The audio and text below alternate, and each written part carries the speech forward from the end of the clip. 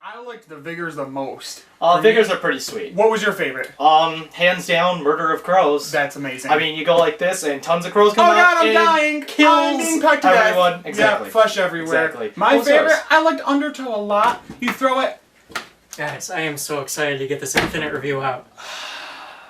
You said he wasn't gonna be here. I know. Wait. You're not gonna do it without me, are you? Yeah, actually, you've been replaced with a cat. Yep.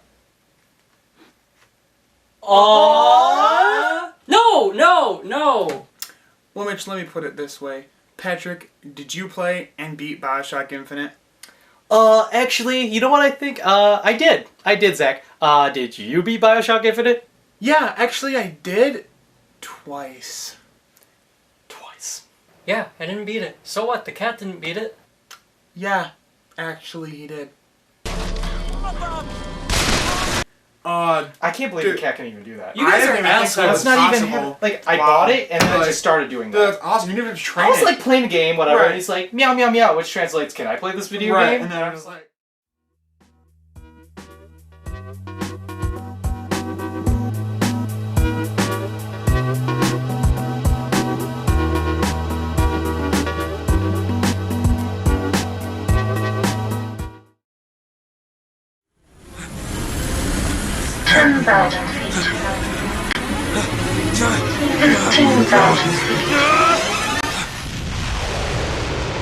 Hallelujah.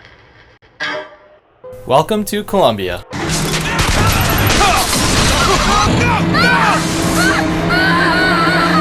So pretty. Yeah. Seems like a ethical community to me. Are you gonna throw it? Or are you taking your coffee black these days? Yeah, I agree.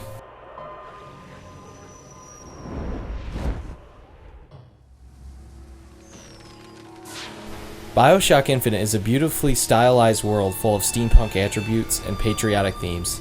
It doesn't take long for you to feel immersed into this frantic adventure. These themes and attributes are represented through the design of the weapons, the powers, the enemies, and the characters. Irrational does a spectacular job of making the player feel as though they are living within 1912 Columbia. All these elements intertwine so well that it makes the floating city of Columbia believable. Ken Levine really sold the concept of the underwater city of Rapture in his previous work. He does the exact same thing with Columbia.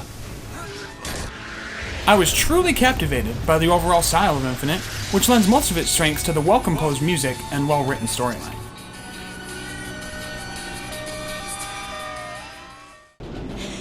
You killed those people! Elizabeth. You're a monster! You take on the role of Booker DeWitt, a down-on-his-luck private investigator who must rescue Elizabeth, a young girl imprisoned in Columbia. His primary reason for doing so is to erase his financial debt. Excuse me. Booker is a dark, brooding character who opens and grows throughout. He's also a bit of a badass, which makes playing his story through to the end very entertaining. Elizabeth is naive, innocent, and is essentially the only good person left in the city. Her father, Comstock, is a charismatic and truly evil man. To Comstock, Elizabeth is an investment.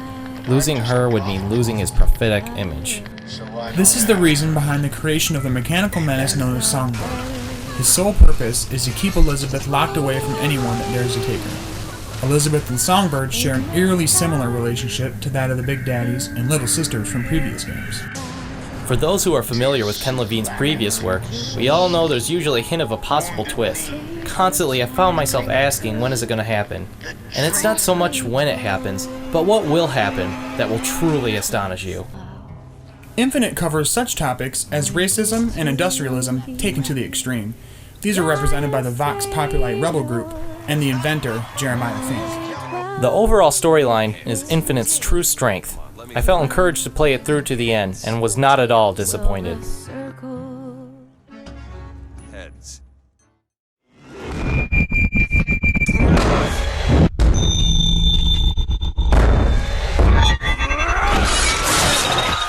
Ah, the Skyhook, one of the most gratifying weapons to use in BioShock Infinite. It's of course your primary melee weapon, and it happens to tear enemies apart. You also come across different guns throughout the game.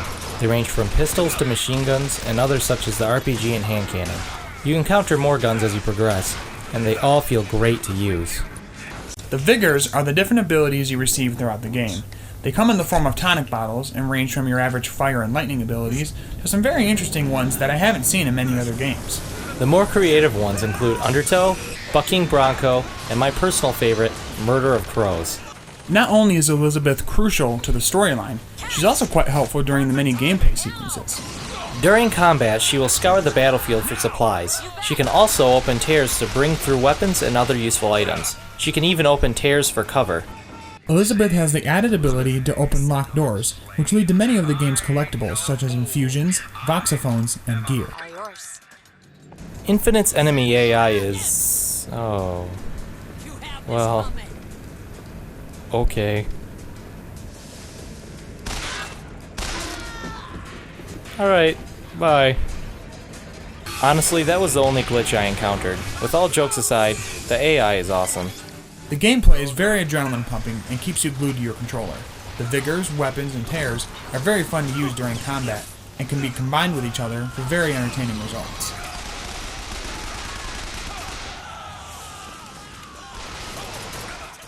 BioShock Infinite borrows a lot from the original, but is more action-based than its predecessor. The tears and Skyhook are awesome, and incorporating Elizabeth works fantastically.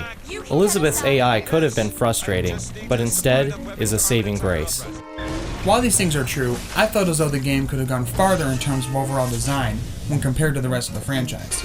The story and gameplay were spot on, but I think they could have been expanded upon just a bit more. This could be easily fixed with more voxophones throughout to relate story elements, and expanding the types of weapons and vigors available.